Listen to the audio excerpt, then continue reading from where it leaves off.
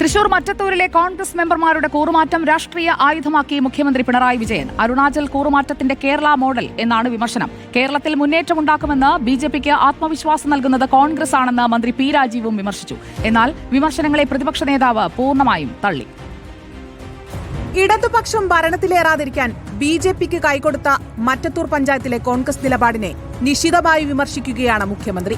ഒറ്റച്ചാട്ടത്തിന് ബിജെപിയാകാൻ കോൺഗ്രസുകാർ തക്കം പാർത്തിരിക്കുകയായിരുന്നുവെന്നാണ് മുഖ്യമന്ത്രിയുടെ പരിഹാസം.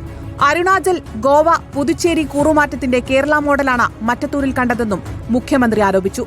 പലയിടത്തും ബിജെപി കോൺഗ്രസ് ധാരണയുണ്ടെന്ന് തദ്ദേശ തെരഞ്ഞെടുപ്പിലൂടെ വ്യക്തമായെന്നും മുഖ്യമന്ത്രി ഫേസ്ബുക്കിൽ കുറിച്ചു.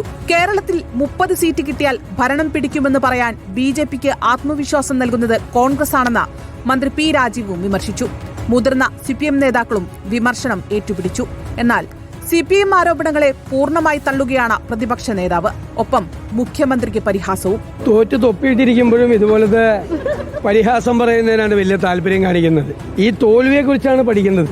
തോറ്റിട്ടില്ലെന്ന് വിചാരിച്ചിരിക്കുകയാണ് ഇപ്പോഴും. പാർട്ടി വിരുദ്ധ നിലപാടെടുത്തതുകൊണ്ടാണ് കോൺഗ്രസ് അംഗങ്ങൾക്കെതിരെ നടപടിയെടുത്തതെന്ന് DCC പ്രസിഡന്റ് ആവർത്തിച്ചു. News desk reporter.